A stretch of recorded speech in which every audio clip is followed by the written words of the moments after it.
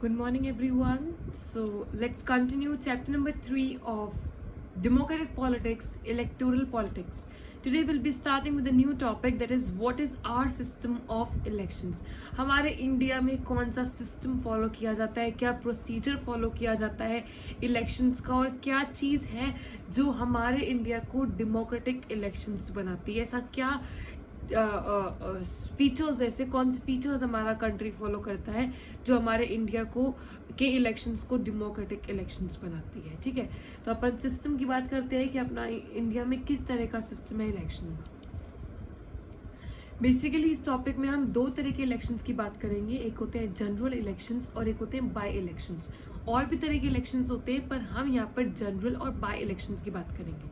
Students, अगर मैं 18+ हूँ तो मैं 2 बार वोट देती हूँ एवरी 5 ईयर। ठीक है, 2 बार मैं वोट दूंगी।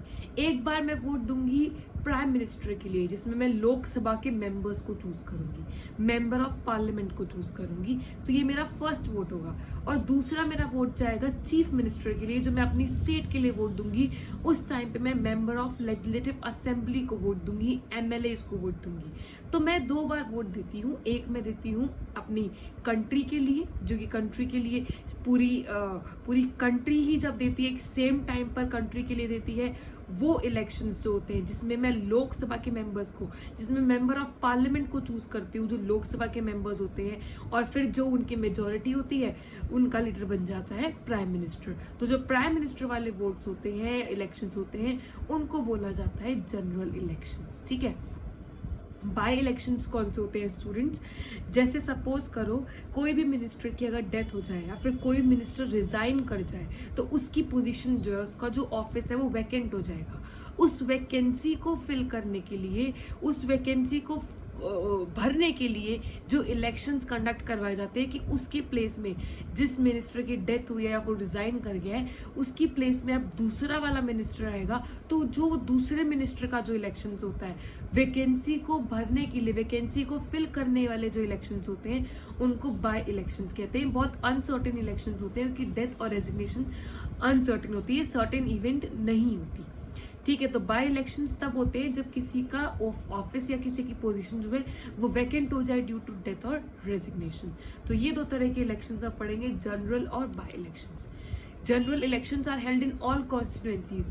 पहले कॉन्स्टिट्यूएंसीज का मतलब समझ लो कि कॉन्स्टिट्यूएंसी वर्ड जो है ये हर जगह आएगा। होता क्या है, इलेक्शंस के लिए अपन क्या करते हैं, पूरी कंट्री को छोटे छोटे पार्ट्स में डिवाइड कर देते हैं। पूरी कंट्री को छोटे छोटे पार्ट्स में डिवाइड कर देते हैं। हर पार्ट में इलेक्शंस कंडक्ट किए जाते हैं, और हर पार्ट से कोई ना कोई एमएलए या एमपी बन के निकलता है, तो उनको कॉन्स्टिट्यूएंसी बोला गया है। जब हम पूरी कंट्री को छोटे छोटे पार्ट्स में डिवाइड कर देते हैं, छोटी छोटी एरियाज में डिवाइड कर देते हैं, हर एरिया में इलेक्शंस कंडक्ट किए करे जाते हैं, और हर एरिया से कोई ना कोई एमएलए या एमपी बन के चूज होता है, उस जगह को बोला गया है constituency. Elections are held in all Elections are held in all constituencies at same time, either on same day or within few days. Elections जो है वो सारे constituencies में, जो जनरल इलेक्शंस होते हैं, जिसमें मैं लोकसभा के मेंबर्स को चूज करती हूँ, जो प्राइम मिनिस्टर वाले, जो सेंट्रल लेवल पे इलेक्शंस होते हैं, वो सेम डे या with in few days. Last time 2019 में ये इलेक्शंस हुए थे, मई से अप्रैल से मई के बीच में। ठीक है, तो ये इलेक्शंस होते हैं जो पूरी कंट्री के लिए होते हैं, तो इनका जो ईयर होता है वो चेंज नहीं होता। 2019 में ये इलेक्शंस हुए पूरी कंट्री के लिए, जिसमें हमारा प्रधानमंत्री, हमारा prime minister Narendra Modi choose हुआ। ठीक है, तो वो इलेक्शंस जो मैं पूरी कंट्री के लिए दे रही हूँ, पूरी कंट्री के लिए दे रही हूँ। और मैं क्या करती हूँ, मैं किनको इलेक्ट करती हूँ, मैं मेंबर ऑफ पार्लियामेंट को इलेक्ट करती हूँ।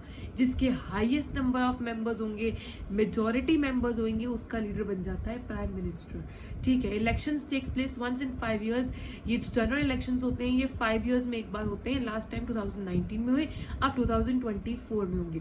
To elect 545 members of Lok Sabha. Students, आप सबको पता ही होगा, पार्लियामेंट में 2 हाउस होते हैं, लोकसभा और राज्यसभा। लोकसभा में 545 मेंबर्स होते हैं और राज्यसभा में 245 मेंबर्स होते हैं। लोकसभा की बात करें तो 545 मेंबर्स में से 2 मेंबर्स एंग्लो इंडियंस होते हैं, जो कि प्रेसिडेंट नॉमिनेट करता है, और बाकी के 543 मेंबर्स को हम इलेक्ट करते हैं डायरेक्टली। तो होता क्या है, मैंने आपको कॉन्स्टिट्यूएंसी का बताया है। लोकसभा के इलेक्शन जो जनरल इलेक्शंस होते हैं हमारे, इसके लिए हमारी कंट्री को छोटे छोटे 543 पार्ट्स में डिवाइड कर दिया जाता है। 543 पार्ट्स में डिवाइड कर दिया जाता है। हर पार्ट में इलेक्शन होते हैं, हर पार्ट से कोई ना कोई मेंबर ऑफ पार्लियामेंट निकल के आता है। ठीक है, तो लोकसभा इलेक्शंस या जनरल इलेक्शंस के लिए पूरी कंट्री को छोटे छोटे 543 पार्ट्स में डिवाइड कर दिया जाता है। जैसे राजस्थान में 25 पार्ट्स में डिवाइड होता है, हरियाणा 10 पार्ट्स में डिवाइड होता है, ऐसे ही करके पूरी उत्तर प्रदेश 80 पार्ट्स में डिवाइड होता है। तो ऐसे करके पूरी कंट्री को छोटे छोटे 543 पार्ट्स में डिवाइड कर दिया जाता है और हर एक पार्ट में इलेक्शंस होते हैं। इलेक्शंस में जो जीतता है वो मेंबर ऑफ पार्लियामेंट बन के जाता है लोकसभा में। तो ये होता है जनरल इलेक्शंस। अब होते हैं by elections. Sometimes election is held only for one constituency to fill the vacancy caused by death और रेजिग्नेशन ऑफ द मेंबर। मैंने आपको वही कहा है, कई बार इलेक्शंस कंडक्ट करवाए जाते हैं अगर किसी मिनिस्टर की, किसी लीडर की अगर डेथ हो जाती है और वो रिजाइन दे जाता है, रेजिग्नेशन हो जाता है, तो उस केस में उसका जो ऑफिस है वो वैकेंट हो जाता है। उस वैकेंसी को फिल करने के लिए जो इलेक्शंस कंडक्ट कराए जाते हैं उनको बाय इलेक्शन कहते हैं। अब ऑब्वियसली कोई लीडर जो है वो जिस कॉन्स्टिट्यूएंसी से उसने रिजाइन किया है, डेथ हुई है, ऑब्वियसली जो इलेक्शंस हैं वो उसी कॉन्स्टिट्यूएंसी, उसी एरिया में होंगे। पूरी कंट्री में इलेक्शंस नहीं होते हैं बाय इलेक्शंस। ठीक है, जिस एरिया का लीडर जो है वो उसकी डेथ हो गई है, वो रिजाइन दे गया है, तो सिर्फ इलेक्शन उसी एरिया में कंडक्ट होते हैं, सिर्फ उसकी पोजीशन को फिल करने के लिए, उसकी वैकेंट पोजीशन को फिल करने के लिए। इसलिए ये एक कॉन्स्टिट्यूएंसी में ही होते, पूरी कंट्री में नहीं होते जनरल इलेक्शंस की तरह। ठीक है, अब आता है अपना टॉपिक इलेक्टोरल कॉन्स्टिट्यूएंसीज। अभी तक हमने बात की है इलेक्शंस की, अब अपन बात करते हैं इलेक्टोरल कॉन्स्टिट्यूएंसी। मैंने आपको बता दी कॉन्स्टिट्यूएंसीज क्या होता है। पूरी कंट्री को छोटे छोटे एरियाज में, छोटे छोटे पार्ट्स में डिवाइड कर दिया जाता है। हर एरिया में क्या होता है, इलेक्शंस कंडक्ट किए जाते हैं और इलेक्शंस जब कंडक्ट किए जाते हैं तो उसमें कोई MP निकल के आता है या MLA निकल के आता है, तो वो तो होती है कॉन्स्टिट्यूएंसी। इलेक्टोरल कॉन्स्टिट्यूएंसी वही चीज है, वो जो मैंने छोटे छोटे पार्ट्स में कंट्री को डिवाइड किया है, वहां पे इलेक्शंस होंगे, तो वो कॉन्स्टिट्यूएंसी क्या मान जाएगी, वो इलेक्टोरल कॉन्स्टिट्यूएंसी मानी जाएगी। फिर भी पढ़ लेते हैं। In India we follow an area based system of representation. यहाँ पर अपन अपने रिप्रेजेंटेटिव्स को एरिया के बेसिस पे चूज करते हैं। अपनी कंट्री को छोटी छोटी एरियाज में डिवाइड कर देते हैं, वहाँ पे इलेक्शंस होते हैं, इसलिए वो क्या बन जाती है, इलेक्टोरल कॉन्स्टिट्यूएंसी बन जाती है। The country is divided into different areas for the purpose of election. छोटे छोटे एरियाज में कंट्री को डिवाइड कर दिया जाता है और वहां पर इलेक्शंस होते हैं, MP MLA निकल के आते हैं। These areas are called electoral constituency. तो वो छोटी छोटी एरियाज को बोला गया है electoral constituencies. The voters can live in an area elect one representative. अगर मैं अलवर कॉन्स्टिट्यूएंसी में रह रही हूँ तो मैं सिर्फ अपनी कॉन्स्टिट्यूएंसी का ही लीडर चूज कर सकती हूँ। मैं दूसरी कॉन्स्टिट्यूएंसी में जाकर वोट नहीं दे सकती। मैं एक टाइम पर सिर्फ एक ही वोट दे सकती हूँ। ठीक है, MP का वोट है तो मैं एक बार ही दूंगी, MLA का वोट है तो मैं एक ही बार दूंगी। ठीक है, ऐसे नहीं मैं 3-4 बार वोट दे दूंगी। ये तो हमारा जो प्रिंसिपल है, 1 मैन 1 वोट 1 वैल्यू, वो खत्म हो जाएगा। ठीक है, ईच कॉन्स्टिट्यूएंसी हैज रफली इक्वल पॉपुलेशन। अच्छा, हर कॉन्स्टिट्यूएंसी की रफली क्या रहती है, इक्वल पॉपुलेशन रहती है। इसका मेन पर्पस क्या है, इक्वल पॉपुलेशन रखने का। पहले एक बार आप ये डायग्राम देख लो। ये डायग्राम से पता चल जाएगा कि पूरी कंट्री को छोटे छोटे पार्ट्स में कैसे डिवाइड करा जाता है फॉर इलेक्शन, और इसको बोला गया इलेक्टोरल कॉन्स्टिट्यूएंसी। अच्छा, मैंने क्या बोला, हर कॉन्स्टिट्यूएंसी की रफली सेम पॉपुलेशन होती है। सेम पॉपुलेशन क्यों होती है मैं आपको बताती हूँ। एग्जाम्पल कंसिडर करते हैं। Let's take an example of Rajasthan का एग्जाम्पल लेते हैं। सपोज करो इस कॉन्स्टिट्यूएंसी में सिर्फ 10,000 पॉपुलेशन है और दूसरी कॉन्स्टिट्यूएंसी में 1 लाख पॉपुलेशन है। ठीक है, अब इस कॉन्स्टिट्यूएंसी से भी एक MLA या MP चूज करके आएगा, या तो MLA होगा या एक MP, मतलब एक इंडिविजुअल, एक MP। सपोज करो जनरल इलेक्शन हुए हैं तो एक MP चूज करके आएगा और इस कॉन्स्टिट्यूएंसी से भी एक MP चूज होगा। अब मुझे आप स्टूडेंट्स ये बताओ, वो 10,000 लोग जो है वो एक MP को चूज कर रहे हैं और यहाँ पे 1 लाख लोग एक MP को चूज कर रहे हैं, तो क्या उनकी एक वैल्यू हुई? दोनों कॉन्स्टिट्यूएंसी की जो वैल्यू है क्या वो सेम रही? वो सेम नहीं है। एक जगह तो 10,000 एक को चूज कर रहे हैं, एक जगह 1 लाख पीपल एक को चूज कर रहे हैं, तो वैल्यू सेम नहीं रही। बस ये वैल्यू वाला जो कंसेप्ट है अपना, 1 मैन 1 वोट 1 वैल्यू वाला कंसेप्ट को मेंटेन करने के लिए हर कॉन्स्टिट्यूएंसी में रफली इक्वल पॉपुलेशन को डिवाइड किया गया है। ठीक है, अच्छा, अब अपन करते हैं difference between MP and MLA, फिर अपन आगे पढ़ेंगे। बहुत सारे बच्चे इस वर्ड से MP MLA से बहुत कंफ्यूज रहते हैं, तो अपन एक बार पढ़ ही लेते हैं डिफरेंस क्या होता है।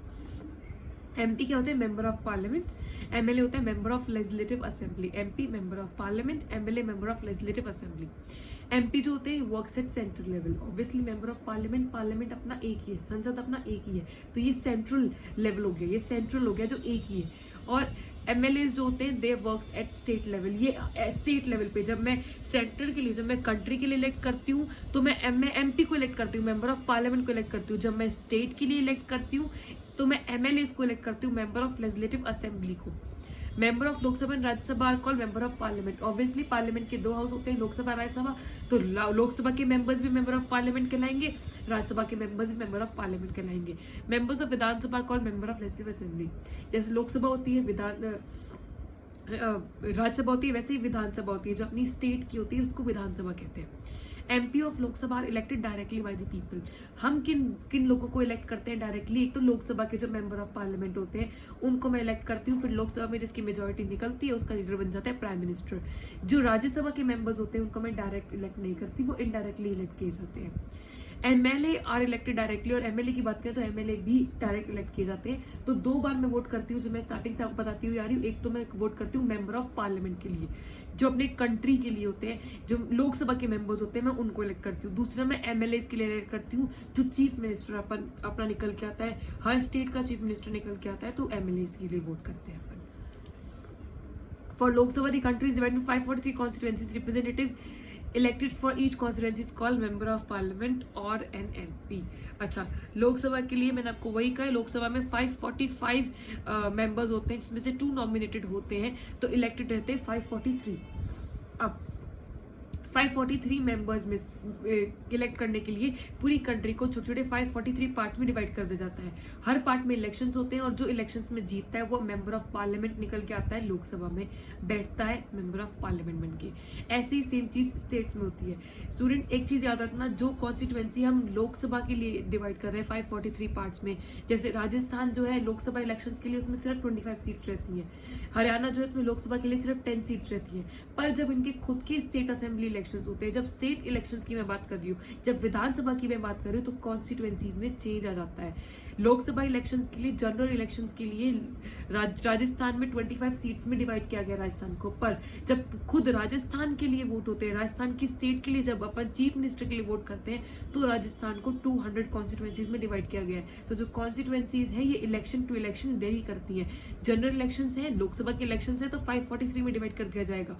पर जब स्टेट इलेक्शन की मैं बात कर रही हूँ, जब मैं स्टेट असेंबली इलेक्शन की मैं बात कर रही हूँ, तो उसमें कॉन्स्टिट्यूएंसीज में अलग अलग डिवाइड होता है। एक स्टेट जहाँ पे सिर्फ 25 सीट्स थी लोकसभा के लिए, वहां पर स्टेट असेंबली इलेक्शंस में 200 हो जाती है। हरियाणा में सिर्फ 10 थी, वहां पर स्टेट असेंबली इलेक्शन के लिए 90 सीट्स हो जाती है। ठीक है, तो वही सेम चीज होती है। 200 सीट्स जो राजस्थान में होती है, हर कॉन्स्टिट्यूएंसीज में से राजस्थान को 200 पार्ट्स में डिवाइड कर दिया जाता है। हर पार्ट में इलेक्शंस होते हैं, जो इलेक्शंस होते हैं वहां से कौन निकल के आता है? एमएलए निकल के आता है। यहाँ पे हम स्टेट का बात कर रहे हैं, मेंबर ऑफ लेजिस्लेटिव असेंबली निकल के आता है। Same principle applies for panchayat and municipal election. Panchayat में भी सेम प्रिंसिपल अप्लाई होता है, म्यूनिसिपल इलेक्शन में भी सेम प्रिंसिपल अप्लाई होता है। पर डिफरेंस क्या रहता है? यहाँ पे हम कॉन्स्टिट्यूएंसी की बात करते हैं लोकसभा और ये विधानसभा की, यहाँ पे अपन दूसरी पंचायत से यहाँ पे अपन वार्ड्स में डिवाइड करते हैं। कॉन्स्टिट्यूएंसी नहीं रहता है, यहाँ पे वार्ड्स में अपन डिवाइड करते हैं स्टेट को या डिस्ट्रिक्ट को अपन। ठीक है, These constituencies are counted as seats. In constituencies को seats बोला जाता है। कि अगर मैं कहूँ कि राजस्थान में लोकसभा में 25 constituencies, इसका मतलब क्या है? वहाँ पे 25 सीट्स है। या मैं कहूँ राजस्थान में स्टेट असेंबली इलेक्शंस में 200 constituencies है, मतलब यहाँ पे 200 सीट्स है। चलो अब इसको रिलेट करते हैं अपन लोकदल से, हरियाणा के एग्जाम्पल से। लोकदल 160 सीट्स। लोकदल अपन को पता है 90 सीट्स में से 60 सीट लोकदल जीती थी, मतलब लोकदल के पास 60 कॉन्स्टिट्यूएंसीज। लोकदल 90 कॉन्स्टिट्यूएंसीज में से 60 कॉन्स्टिट्यूएंसीज जीती थी, मतलब उन 60 कॉन्स्टिट्यूएंसीज में से 60 member of legislative assembly elect हुए थे। समझ गए? और उनका लीडर कौन बना था?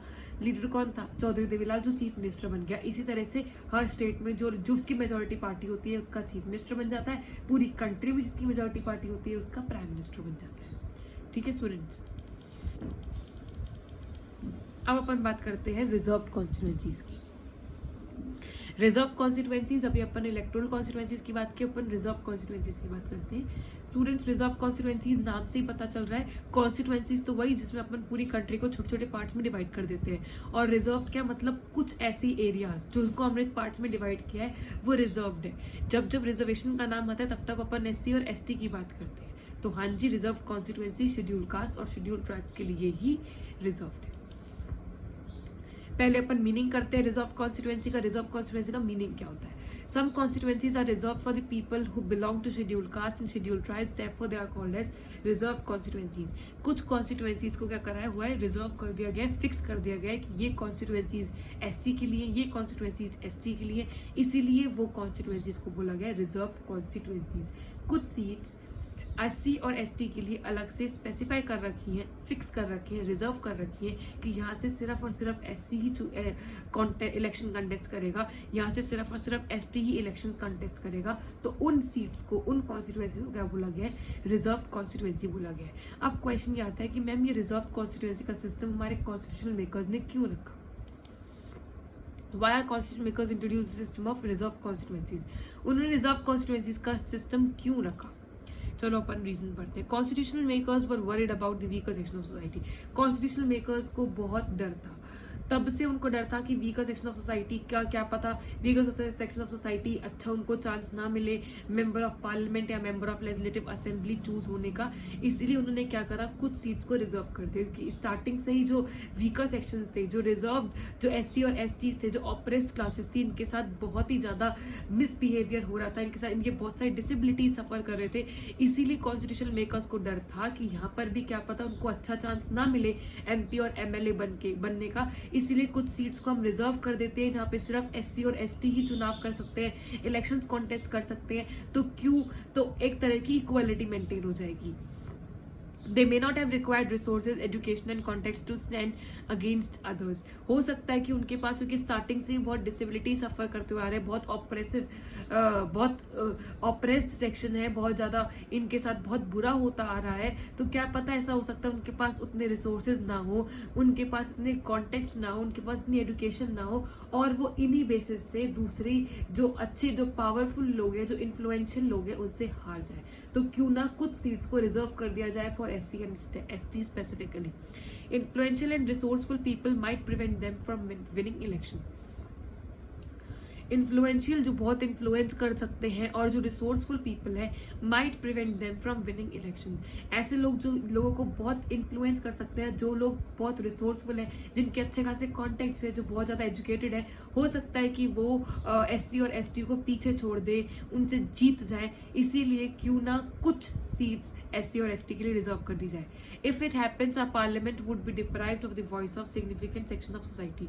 अगर ऐसा होता है तो इसका मतलब क्या, हमारे पार्लियामेंट जो है वो एक सेक्शन ऑफ सोसाइटी, मतलब SC और ST की बिल्कुल भी कुछ नहीं कर रहा है, इक्वालिटी मेंटेन नहीं कर रहा है, उनको पीछे कर दिया है, उनकी वॉइस को नहीं सुन रहा है, ठीक है, उनको इक्वल स्टेटस नहीं दे रहा है। तो इसीलिए कुछ सेक्शंस को रिजर्व कर दिया गया है, जो कि है SC और ST। This would make our election less democratic. ये हमारे इलेक्शंस को लेस डेमोक्रेटिक बना सकता है। जहाँ इक्वालिटी नहीं है वहाँ डेमोक्रेसी का कोई मतलब नहीं है। तो इक्वालिटी मेंटेन करने के लिए कि SC और ST को भी इक्वल चांस मिले MLA और MP की पोजीशन के लिए लड़ने का, चाहे उनके पास इतने रिसोर्स ना हो, चाहे उनके पास इतने कॉन्टेक्ट्स ना हो, चाहे उनके पास इतनी एजुकेशन ना हो, फिर भी उनको इक्वल चांस मिलना चाहिए। ऐसा नहीं कि इन्फ्लुएंशियल और रिसोर्सफुल पीपल जिनके अच्छे खासे कॉन्टेक्ट है वो उनसे MP और MLA की पोजीशन ले जाए। इसीलिए हमारे कॉन्स्टिट्यूशनल मेकर्स ने ये रिजर्व कॉन्स्टिट्यूएंसीज का सिस्टम को क्या करा है, इंट्रोड्यूस करा। That's why constitutional makers introduce the system of reserve constituency. How the system of reserve constituency works. अब क्वेश्चन आता है कि रिजर्व कॉन्स्टिट्यूएंसी का सिस्टम वर्क कैसे करता है। हमको तो समझ आ गया कि कुछ कॉन्स्टिट्यूएंसीज, कुछ सीट्स SC और ST के लिए रिजर्व कर रखी है, पर किस तरह से रिजर्व कर रखी है, किस तरह से वर्क करता है सिस्टम। रिजर्व कॉन्स्टिट्यूएंसीज में अपनी एक तो शेड्यूल कास्ट रिजर्व कॉन्स्टिट्यूएंसीज हैं और ST के लिए रिजर्व कर रखी है। शेड्यूल कास्ट में क्या होता है, only someone who belongs to schedule caste can stand for the election. जो कॉन्स्टिट्यूएंसी सिर्फ शेड्यूल कास्ट के लिए रिजर्व कर रखी है, वहाँ पे सिर्फ और सिर्फ वो इंडिविजुअल खड़े हो सकते हैं जो शेड्यूल कास्ट है। जिनकी कास्ट SC है, ठीक है। और जो SC रिजर्व कॉन्स्टिट्यूएंसीज है वहाँ पे सिर्फ और सिर्फ वो लोग खड़े हो सकते हैं, वो लोग कैंडिडेट की तरह खड़े हो सकते हैं, वो लोग कंटेस्ट कर सकते हैं इलेक्शंस जो ST है, जो शेड्यूल्ड ट्राइब्स है, ठीक है। तो इस तरह से SC और ST रिजर्व कॉन्स्टिट्यूएंसी का कंसेप्ट वर्क करता है। जो सीट्स SC के लिए फिक्स कर दी गई है तो वहाँ पर सिर्फ SC के लोग ही खड़े हो सकते हैं, कोई जनरल कास्ट का खड़ा नहीं हो सकता है, कोई ST का भी खड़ा नहीं हो सकता है। जहाँ पे जो सीट सिर्फ ST के लिए फिक्स कर रखे हैं वहाँ पे सिर्फ ST ही खड़ा हो सकता है, कोई अदर कास्ट का खड़ा नहीं हो सकता। लोकसभा की बात करें तो 543 सीट में से जो शेड्यूल कास्ट के लिए फिक्स कर रखे कॉन्स्टिट्यूएंसी वो है 84 सीट्स, और ST के लिए 543 में से 47 सीट्स फिक्स कर रखी हैं। तो 543 सीट्स में से 84 seats are exclusively reserve for schedule caste, and out of 543 seats 47 seats और 47 constituencies are exclusively fix for reserve for schedule tribe. तो SC के लिए 84 सीट्स को रिजर्व कर रखा है। अब उन 84 सीट्स, उन 84 कॉन्स्टिट्यूएंसीज में सिर्फ और सिर्फ SC का मेंबर ही, जो शेड्यूल कास्ट है, वही खड़ा हो सकता है, कोई और खड़ा नहीं हो सकता। अब अगर वही खड़ा होगा तो जीतेगा भी कोई SC का ही, ठीक है। सिमिलरली ST के 47 सीट्स, 47 कॉन्स्टिट्यूएंसीज 543 में से 547 जो है वो फिक्स कर दी गई है शेड्यूल ट्राइब्स के लिए। मतलब वहां से सिर्फ शेड्यूल ट्राइब का मेंबर ही खड़ा हो सकता है, कोई और खड़ा नहीं हो सकता। शेड्यूल ट्राइब का मेंबर खड़ा होगा, इसका मतलब क्या है, वहां पे इलेक्शंस भी ST ही जीतेगा। This number is in proportion to that share in the total population. अच्छा, अब ऐसा नहीं है कि गवर्नमेंट का मन मर्जी आई तो उन्होंने 84 सीट्स इनको दे दी, मन मर्जी आई तो 47 सीट्स उनको दे दी, ऐसा नहीं है। जो ये सीट्स हैं ये उनकी पॉपुलेशन के अकॉर्डिंग, पॉपुलेशन के प्रपोर्शन में डिवाइड करा गया कि कितनी परसेंटेज ऑफ पॉपुलेशन SC की है, उसके अकॉर्डिंग 543 में से 84 सीट्स SC को मिलनी चाहिए। सिमिलरली ST की पॉपुलेशन SC से थोड़ी सी कम है, इसीलिए 543 में से 47 seats as per the proportion, in the proportion of their population 47 seats fix कर दी गई है शेड्यूल कास्ट के लिए, ठीक है। अब आप बोलेंगे मैम SC ST तो हो गया, बैकवर्ड क्लास के लिए क्या करा है? अदर बैकवर्ड क्लास के लिए हम, क्योंकि जब लोअर कास्ट की बात करते हैं तो हम SC ST और OBCs की बात करते हैं, तो OBCs के लिए भी कुछ फायदा है या नहीं है वो बताओ आप हमको। हाँ जी, फायदा तो है। In many states like seats और panchayat and municipalities are now reserve for OBC as well. काफ़ी स्टेट्स में जो लोकल बॉडीज होती हैं, अर्बन और रूरल लोकल बॉडीज होती हैं, पंचायत और म्यूनिसिपल कॉर्पोरेशन जो होती हैं, यहाँ पर कुछ सीट्स एक्सक्लूसिवली OBCs के लिए रिजर्व कर दी गई हैं। तो OBCs को भी कहीं ना कहीं जो म्यूनिसिपैलिटीज और पंचायत लेवल है वहाँ पर उनकी सीट्स रिजर्व्ड है। मतलब वहाँ से सिर्फ और सिर्फ OBC ही, जो सीट्स रिजर्व्ड है, जो वार्ड्स रिजर्व कर रखे हैं, वहाँ से सिर्फ और सिर्फ OBC ही निकल के आएगा। The proportion of seats reserved varies from state to state। जो proportion है वो वेरी करता है, स्टेट टू स्टेट वेरी करता है कि राजस्थान में OBCs के लिए कितनी कर रखी है, फिर गुजरात में कितनी कर रखी है, तो स्टेट टू स्टेट जो है ये वेरी करता है। 1/3 of seats are also reserve for the women also. इसके अलावा जो लोकल बॉडीज हैं, जो अर्बन लोकल बॉडी है मतलब म्यूनिसिपैलिटी, जो रूरल लोकल बॉडी है मतलब पंचायत, यहाँ पर विमेन के लिए भी कुछ सीट्स को रिजर्व कर रखा है। कितनी सीट्स रिजर्व कर रखा है? 1/3। अब सपोज करो जैसे म्यूनिसिपैलिटी में 30 सीट्स है, ठीक है, 30 सीट्स है किसी भी एक एरिया की, तो उसमें से 1/3 सीट किसके पास चली जाएंगी? विमेन के पास। मतलब 10 सीट्स जो है वो विमेन के लिए रिजर्व्ड है, ठीक है। अभी तक ये प्रॉब्लम जो है सॉल्व नहीं हुई है। लोग चाहते हैं कि विमेन की जो सीट्स हैं, जो रिजर्व्ड सीट्स हैं, वो सिर्फ पंचायत और म्यूनिसिपैलिटीज तक ही कन्फाइंड ना रहे, उनको पार्लियामेंट में भी कुछ सीट्स रिजर्व होनी चाहिए, ठीक है। इसके लिए एक विमेन रिजर्वेशन बिल भी पास किया गया था, पर अभी तक उस पर कोई रिप्लाई नहीं आया है गवर्नमेंट से। पर ये बिल अभी तक लोग उठा रहे हैं कि वो चाहते हैं कि विमेन को भी कुछ सीट्स जो है विमेन के लिए वो पार्लियामेंट में भी फिक्स होनी चाहिए, सिर्फ ये लोकल बॉडीज तक ही कन्फाइंड नहीं रहनी चाहिए। कुछ स्टेट असेंबलीज में भी, कुछ पार्लियामेंट में भी, कुछ लोकसभा में भी विमेन की सीट्स रिजर्व होनी चाहिए। ये बिल अभी तक इस पे कुछ किसी ने कुछ स्टेप लिया नहीं है, बट हाँ ये इशू रेज करा जा रहा है कि विमेन के लिए कुछ सीट्स होनी चाहिए। So that's it for today students. आज हमने इलेक्टोरल और रिजर्व कॉन्स्टिट्यूएंसीज के बारे में पढ़ा। So students, you have to tell me the there are two questions which you have to tell me the answers. The first question is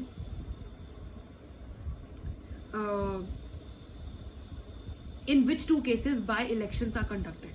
कौन से दो केसेस में बाय इलेक्शंस को कंडक्ट किया जाता है? This is the first question. And the second question is how many seats are exclusively reserved for scheduled caste? and scheduled tribes out of 543 Lok Sabha seats in Lok Sabha.